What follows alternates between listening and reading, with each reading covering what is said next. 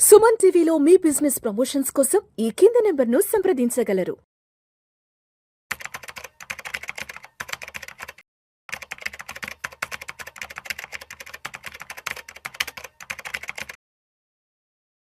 రామచంద్రమూర్తి గారు నమస్తే సార్. నమస్తే Vishnu garu. Welcome to Suman T and welcome to Vishnu talks. Thank you sir. Yes, నేను ఏదో ఒక ఆర్టికల్ ఒకటి షేర్ చేశారు, నాకు చదువుతాను.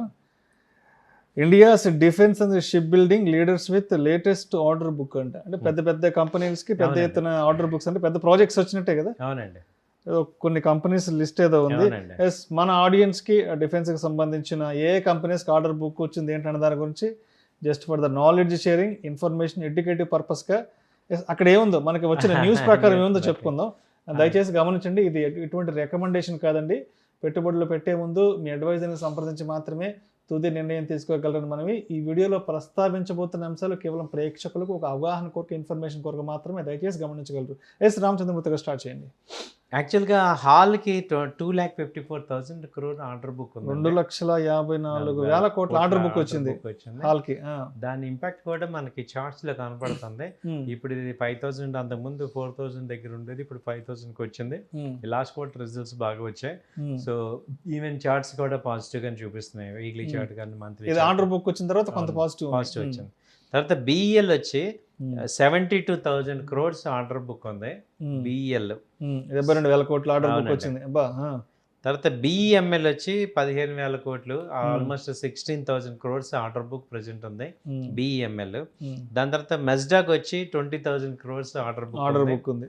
తర్వాత వచ్చి జిఆర్ఎస్సి వచ్చి 15,000 కోట్ల ఆర్డర్ బుక్ ఉంది. జిఆర్ఎస్సి షిప్ బిల్డింగ్ ఇది. నెక్స్ట్ పరస్ ఆర్డర్ బుక్ వచ్చి 900 crores ప్రెసెంట్ ఉంది. తర్వాత సోలార్ గ్రూప్ వచ్చి సోలార్ ఇండస్ట్రీస్ 21,000 crores ఉంది. తర్వాత ఆస్ట్రా మైక్రోవేవ్ 2,600 crores ఆర్డర్ బుక్ ఉంది. తర్వాత ఐడియా ఫోర్జ్ ఇది 300 crores ఆర్డర్ బుక్ ఉంది దీనిలో.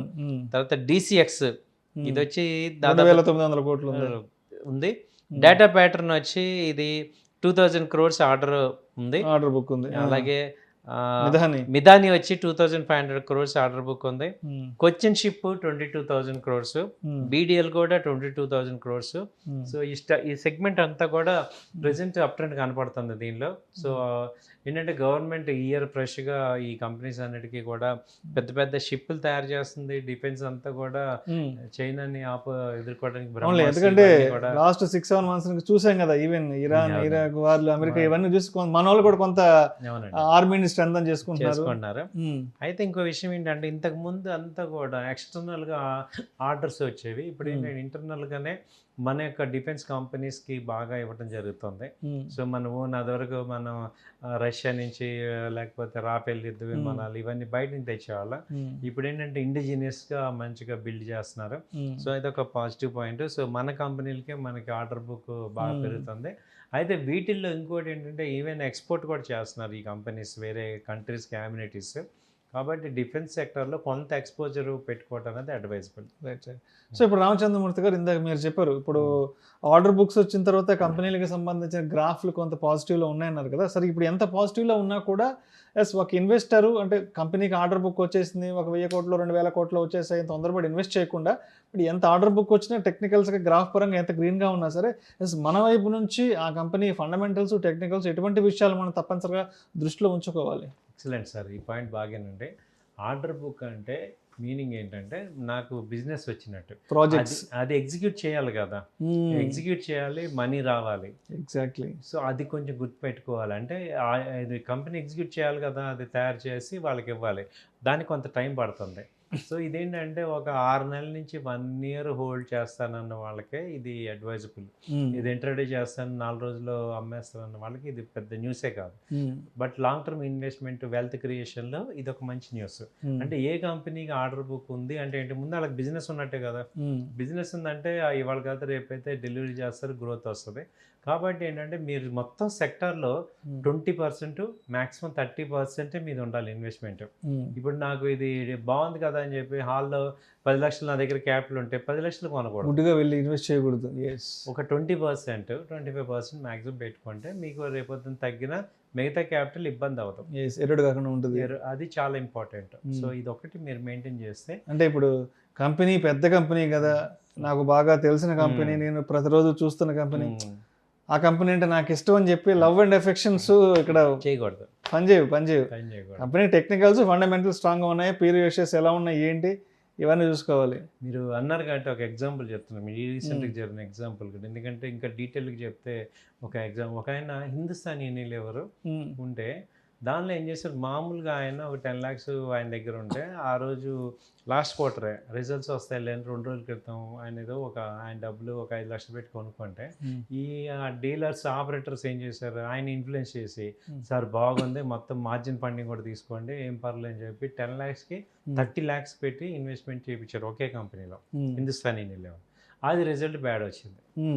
వాళ్ళు ఏమన్నా రిజల్ట్ బాగుంటుంది సార్ మీకు ఒక్కసారిగా జాక్పాట్ ట్రేడ్ అన్నారు, అది రిజల్ట్ హిందుస్థాన్ యూనిలివర్ అది 200 పాయింట్ డౌన్ అయిపోయింది. ఇప్పుడు ఏమైంది, ఈయన మార్జిన్ ఫండింగ్ తీసుకున్నారు ప్లస్ ఆయన ఓన్ క్యాష్ మొత్తం కలిపి 10 lakhs ఇన్వెస్ట్ చేస్తే 4 లక్షలు లాస్ అయిపోయారు జస్ట్ 4 రోజుల్లో. సో కాబట్టి మేము చెప్పేది ఏంటంటే ఎంత ఆశ ఉన్నా కానీ 20%, అదే 20% ఇన్వెస్ట్ చేసాం, 2 lakhs 3 lakhs ఇన్వెస్ట్ చేసాం, దానిలో 200 పాయింట్లు మైనస్ ఏంటంటే 20,000 మైనస్. అది దాన్ని నార్మల్గా డైజెస్ట్ చేసుకోవచ్చు.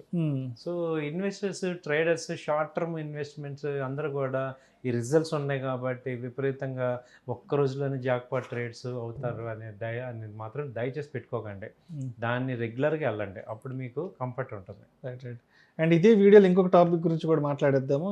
ఇంకొక ఆర్టికల్ కూడా ఏదో షేర్ చేశారు నాకు, BSE to replace Wipro in Nifty 50 index from September 30 అంతా నిఫ్టీ 50 రీషఫలింగ్ అంట. BSE ఏంటది? యాక్చువల్గా నిఫ్టీ 50లో ఏమవుతున్నాయంటే టాప్ మార్కెట్ క్యాపిటలైజేషన్ ఏవైతే ఉందో దాని రూల్ ఏంటంటే నిఫ్టీ 50లో ఉండాల్సిన కంపెనీలు ఫస్ట్ నుంచి ఇప్పుడు 7,000 కంపెనీలు లిస్ట్ అయి ఉన్నాయి, వాటిల్లో మార్కెట్ క్యాపిటలైజేషన్ ఏదైతే బాగున్నాయో ఆ టాప్ 50 ఎప్పుడు ఉంటాయి. వాళ్ళు ఎవ్రీ 3 monthsకి ఒకసారి చెక్ చేస్తూ ఉంటారు. ఇప్పుడు ఏమైందంటే విప్రో మొన్నటిదాకా ఉండేది, దాని మార్కెట్ క్యాపిటలైజేషన్స్ తగ్గింది, అలాగే ఇప్పుడు BSE దానికి ఏంటంటే మార్కెట్ క్యాపిటలైజేషన్స్ పెరిగింది కాబట్టి విప్రోని రిప్లేస్ చేసి BSEని యాడ్ చేస్తున్నారు. సో ఇప్పుడు విప్రో ఎగ్జిట్ BSE ఎంట్రీ అవుతుంది September 30 నుంచి. సో విప్రో అంటే నిఫ్టీ 50 నుంచి ఎగ్జిట్ అవుతుంది, నిఫ్టీ 50 నుంచి. అదేలే, BSE ఏమో ఇప్పుడు ఎంట్రీ అవుతుంది, అంటే మార్కెట్ క్యాపిటలైజేషన్ సైజ్ తగ్గింది. అవునండి. సో ఇది ఎవరి 3 monthsకి ఒకసారి చూస్తే రొటీన్ ఇష్యూ రీషఫలింగ్ చేసుకుంటుంటాయి, మార్పులు చేర్పులు కూర్పులు జరుగుతుంటాయి కదా. ఒరిజినల్గా అసలు నిఫ్టీ స్టార్టింగ్ నుంచి 2000 సంవత్సరం నుంచి స్టార్టింగ్ నుంచి ఇప్పటి వరకు ఉన్నవి కేవలం 5 కంపెనీలే. నిజమే సార్, 4-5 ఉన్నాయి. అవును, కరెక్ట్. అది టాటా స్టీల్ ఒకటి, రిలయన్స్, TCS ఒకటి, సో ఇలా హిందుస్థాన్ యూనిలివర్, ITC. సో ఎంత పెద్ద కంపెనీ అయినా, ఎంత పెద్ద బ్రాండ్ అయినా, ఎంత పెద్ద తోపు తురుంకానైనా కూడా అది నెక్స్ట్ 4-5 years ఏంటో, లేదా నెక్స్ట్ 2-3 years ఏంటన్నది మనం ఎవరూ చెప్పలేము. So no one can predict the market అనేది ఊరకనే కాదు. అవునండి. Right sir, right sir. Thank you sir, thank you so much Ramachandramurthy garu. Thank you.